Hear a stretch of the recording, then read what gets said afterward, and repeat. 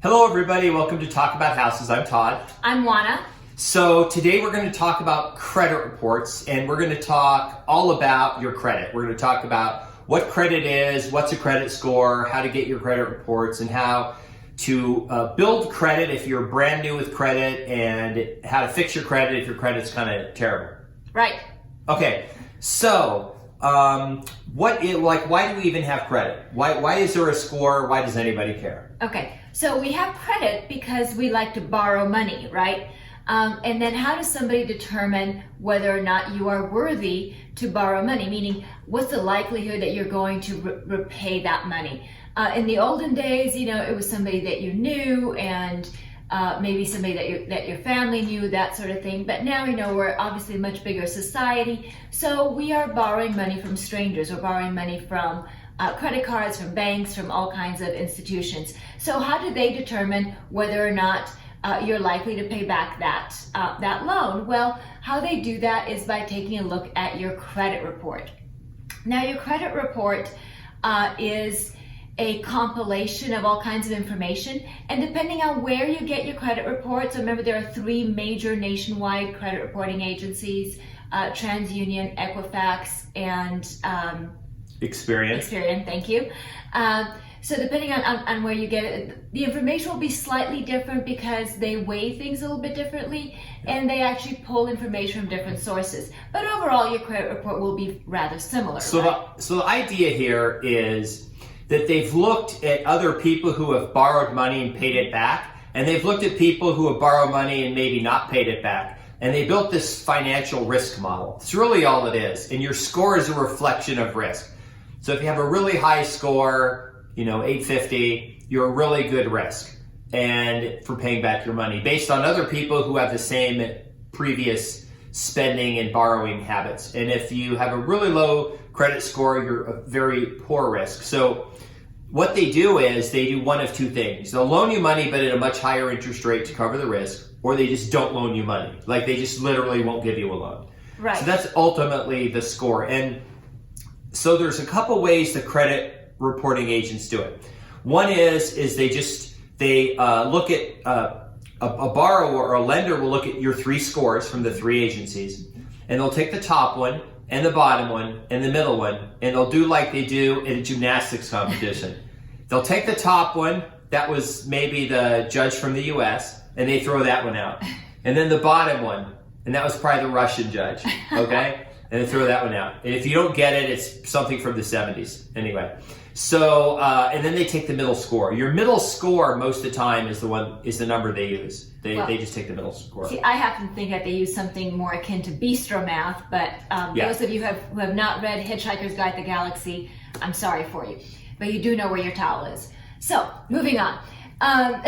So let's kind of talk about how they kind of come up with that number. So they come up with that number in a couple different ways. So they weigh the type of credit that you have out there. So there's short-term credit like credit cards, and then there's long-term credit like maybe a mortgage. So they weigh those and how your repayment history is on that. And then they actually look at your bill paying habits. So they'll look at whether or not you pay your bills on time. How much of your credit are you using? So let's say, for example, that you have a $1,000 credit limit. Do you keep it pretty close to that $1,000, or do you use less than a third of that? A good rule of thumb is that you should be using less than a third of your credit limit because that shows that you're not overspending. The other thing that they look at is the length of your credit history. So how long have you had a relationship with that creditor? So for example, I have a credit card that I have had for over 30 years. We'll just leave it at that. You got it when you were 8? Yes. So I've had it for over 30 years, and that's my longest credit card.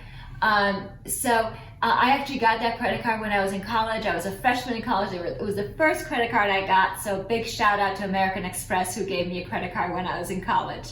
Yeah. So they do look at those things. So it's a combination of a lot of different things, and I was only half joking about bistro math because the different reporting credit agencies, they weigh all this a little bit differently. Yeah. But by and large, they do weigh your repayment history the heaviest. and they do have some sort of formula for the rest of it, like the length of credit history, your credit usage, like I said, how much of that credit you're using, and the type of credit. Okay, here's the important thing you probably came to this video and wanted to find out, which is how you actually go get your credit. Yes. For free. Yes. Okay, there's a couple ways. Right. All right. So there are several different ways. So the government is actually helping you in this case, which doesn't happen often. Yep. So the government has all kinds of things in place. So one of the things that they have in place is this fabulous, I'm going to make sure that I'm reading it correctly. We wrote it down. I wrote it down, yeah. It's called annualcreditreport.com. Now, annualcreditreport.com, it's a site that's actually set up by the government, and you can pull all 3 of your credit reports from there, the nationwide ones, and you can pull them all from there once a year. But it doesn't have to be at the same time, right? You can pull one in January, you can pull another credit report from another reporting agency maybe in May, and then another one maybe in September, right? And that's great. However, the government's trying to help you some more. So during the pandemic, the government says that you can have a free credit report from annualcreditreport.com every week.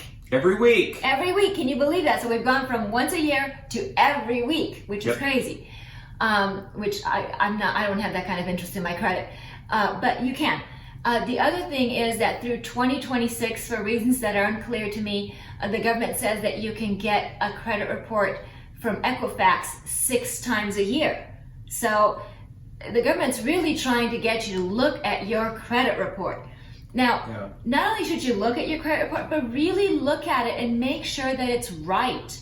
If it's not right, then you have opportunities to get it corrected. It's very important that you correct your credit report because a lot of decisions are based on that. Anything from your ability to borrow money, whether it's on a credit card or a car loan or whatever, where you live, because potential landlords will pull your credit, mortgage lenders will pull your credit, so where you live is influenced by your credit report.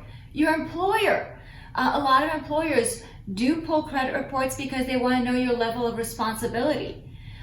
Your insurance, so your car insurance, your health insurance, your life insurance, they pull your credit report because, again, they look at that as a predictor of your behavior. How risky is your behavior, right? So how likely are they to pay out a claim? So a lot of things in your life that you may not think of are actually influenced by your credit report. So it's super important that you do know what's on your credit report and that it's correct. Yeah, here's this is a big tip. Let's say you are a young person and you moved out of your parents' house and you got an apartment. And then you decided maybe that didn't work out so great, so you left, you broke your lease, and the apartment complex sent a thing to the credit reporting agency saying you're delinquent and you owe money and all this other stuff.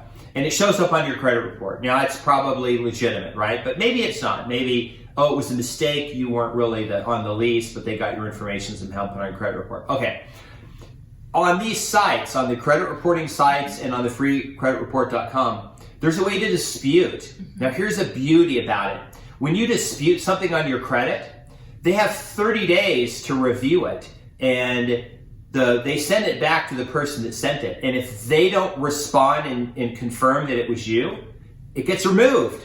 It's like, even if it's something that actually you did but was a mistake, you might get it removed because you could just go and say, hey, I want this removed, and that they may not respond because whatever reporting agency sent it, either collections or the actual the person that was owed the debt doesn't respond, they'll just remove it and you get it taken off your credit report. Which is why it is important to make sure you know what's on there and dispute anything that you're, either not sure about or maybe it's something you paid, right? You paid it, but they accidentally sent it collection and it's showing up as a collection. You need to dispute that. And then the other thing you can do is, let's say it was a doctor's office, but you paid him, and then they sent you a bill and you call them and say, hey, look, I paid this. They go, oh yeah, it's our mistake. We see you paid it. But they sent off a thing to the credit reporting agency that you were late on your bill. They may have to go in and dispute it, or you can just send the thing saying, hey, this is wrong, and then maybe they'll just ignore it and you'll get it removed. Right. So, but when you go on there to dispute an item, you do have the opportunity to upload documentation that supports your position. So make sure that you do that, because even if they don't respond and it's removed from the credit report, that creditor still has the opportunity to come back and resubmit that derogatory remark. So you want to make sure that if you have any kind of proof that this is not a legitimate negative mark against your credit, then you submit that, so that if they try to resubmit and put the derogatory remark back on your credit, that's not going to happen. It is very important. So do keep checking your credit report, because things that maybe were removed have a way of coming back. So you want to make sure that you do stay on top of all those things. There are government agencies to help you, like I said. So there are a couple. So the main one that you want to make sure that you follow up with is the Federal Trade Commission. They have lots of important information on there for you as far as your ability to dispute all of this. And they also have really good information regarding just educating you about credit. That's consumer.ftc.gov. It's a Federal Trade Commission. Right. And then the other place is the Consumer Financial Protection Bureau. CFPB. Right. The Consumer Financial Protection Bureau's website is consumerfinance.gov. And they're really good about that too. They have lots of good information on there, lots of educational things on there. So if you want to go beyond this video and learn more about your credit, those are two great resources for you. We appreciate you watching the video. Please subscribe, hit the notification bell. If you have questions, if you have comments, if there's anything else that you want to know about, please leave us comments. We'd love to hear from you, and we do respond. Thanks for watching. Bye.